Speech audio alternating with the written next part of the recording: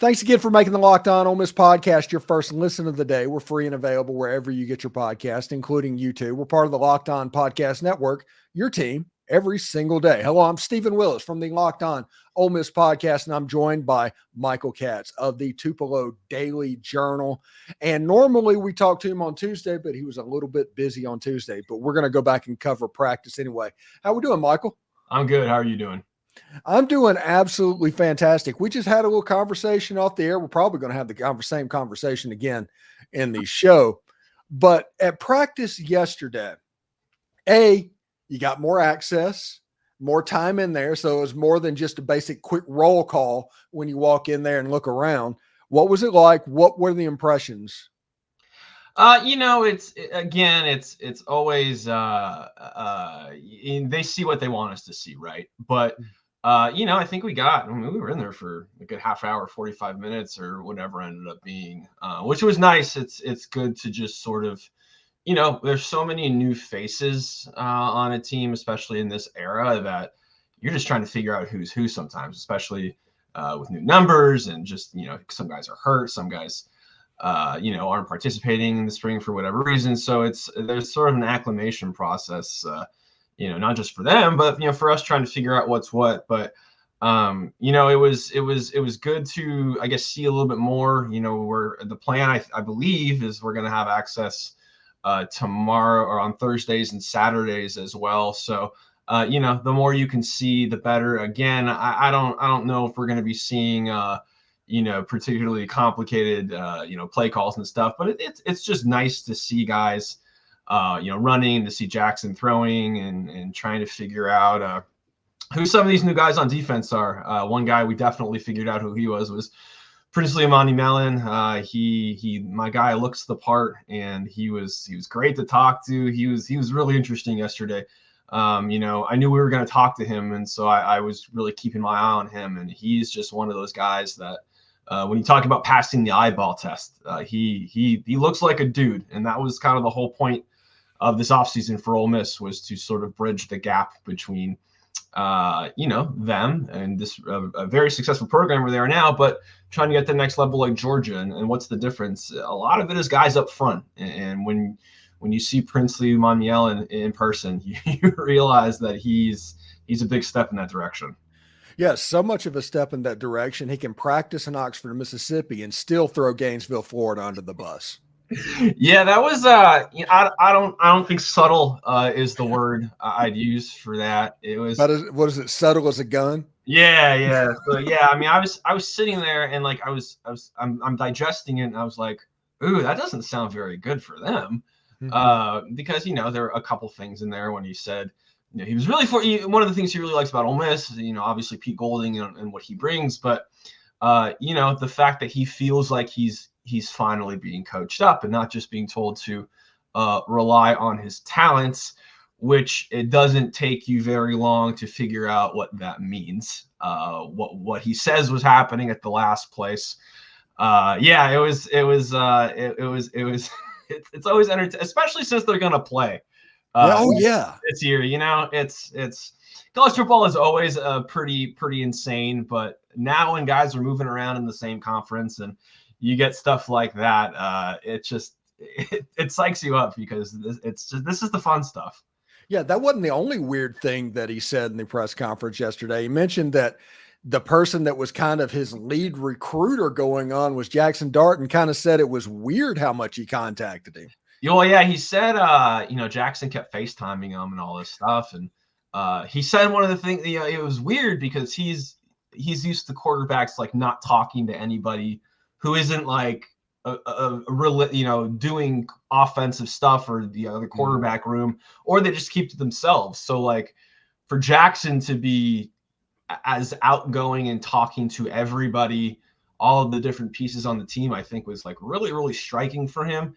But just in everybody that we've talked to, like, and Lane said it too, Jackson has just been such a big part of this recruiting process. And hearing it from Princely, again, a guy who was such a highly touted, piece from the portal, it's crazy how much of a part he played, and how even now, like he's saying that like Jackson talks to everybody. He's not off on an island doing his own thing. He is a part of every part of the team. And it sounds like Princely was caught a little bit off guard by that because, quarterbacks aren't always like that. But, Lane has said at Jackson Darts, he's got a lot of special qualities, but one of them is that people want to follow him. Yeah. And I think, just my opinion, I'm curious what you think of this. This team, this 2024 team specifically, is becoming more a Jackson Darts team than Lane Kiffin's team, which is kind of a weird thing after what we've gone through. Well, I think and I obviously there's always going to be moments when you're like, okay, yep, this is Lane Kiffin's team, and something will probably happen in the next few months that gets us back in that direction. But I think just like Jackson's career arc from transferring from USC, winning 2 quarterback battles and back-to-back off seasons, despite having a good year his first year here, all things considered, and doing what he did this past year and being like one of the really big reasons a lot of the guys came back, like Trey Harris and Watkins and Prieskorn and even some of the defensive guys that came back. Like this team has Jackson Darts, fingerprints all over it on pretty much every part. And I know it's not super bold to say that this team goes as far as a quarterback does, but I mean, for everything that he's put in terms of helping build this team and what he's going to mean on the field, it's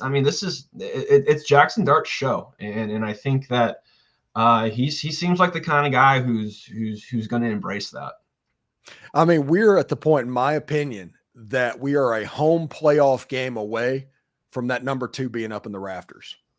It's crazy. I mean, it really is. And I'm a USC grad, and I remember Jackson Dart at USC. I remember that game against Washington State when he had like 500 yards in 2021, I think it was. And then, obviously USC underwent a coaching change, and Jackson wanted to find a new place. And I remember when he came here, and I was like, "Ooh, that's gonna work really nicely for Ole Miss," because I was familiar with his game, and he's done nothing but impress me, not just on the field, but just the way he handles himself. He's just I don't know. He just has this sort of presence about him that you don't get from every college kid. He's really impressive.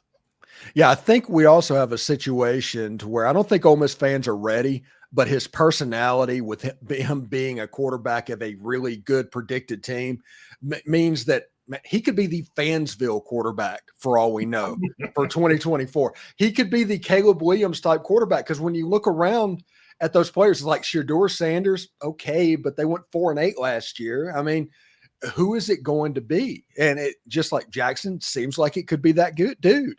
Yeah, and I mean, he's going to win the charisma battle there too. The only problem is, the Fansville's success rate hasn't been great lately, because once Caleb got the Fansville gig, USC did not have a very good year. That wasn't necessarily his fault.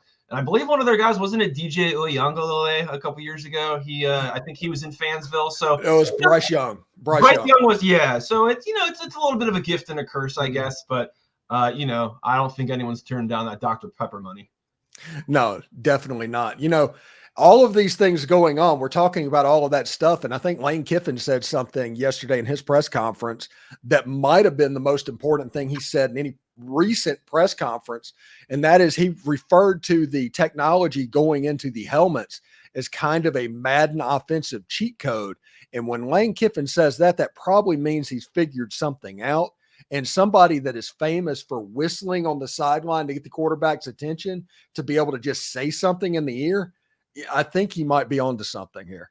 Yeah, I mean, look, Lane Kiffin's offenses are always really, really good. When you add another element where he can see things for just a little bit longer and relay that information in from a different perspective. I mean, Jackson Dart's already making most of the right decisions and doing the right things and getting into the right plays. It's kind of horrifying for opposing defenses that it could get even worse, because the coach is going to be able to see things for a little bit longer and get his thoughts in without having to whistle for attention. It's going to be right there. So I know that it's a little bit of work in progress, and I know there's still they're trying to figure out some things on like when the communications are going to stop, but like before the play or whatever it is. But if anybody's going to figure out, the best way to use something, it's Lane Kiffin. And Lane Kiffin he has openly said he doesn't always like things, but he embraces them.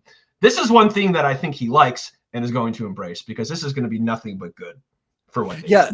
I was trying to tell people on my podcast, actually this morning's podcast, where it's like, hey, the route progression could change before the snap based off of what Lane Kiffin says, and where it's like, hey, start with Jordan Watkins instead of starting with Trey Harris. And that instant second, I think right now Lane Kiffin is trying to see what he can do and what Jackson can process pre-snap. Yeah, and I mean, if anybody's going to test the limits of this new technology, it's going to be them. And so, it was going to be entertaining. I'm really curious to see, how this works. I know it doesn't sound like every team is going to do it, but I don't know why you wouldn't. You're just going to be at a disadvantage now. If everybody else is doing it and you aren't, you don't really stand to gain anything from the quote unquote moral high ground. There's no win there. Lane Kiffin takes advantage of all the things at his disposal, and this is just another one where you have to think it's going to be good news for Ole Miss offense. Anyway, thanks again for making the Locked On Ole Miss podcast your first listen every day. We're free and available wherever you get your podcast, including YouTube. We're part of the Locked On Podcast Network, your team every day. Michael Katz, Tupelo Daily Journal, thank you very much for stopping by, man. We'll talk to you next week. Absolutely. Thank you. All right, man.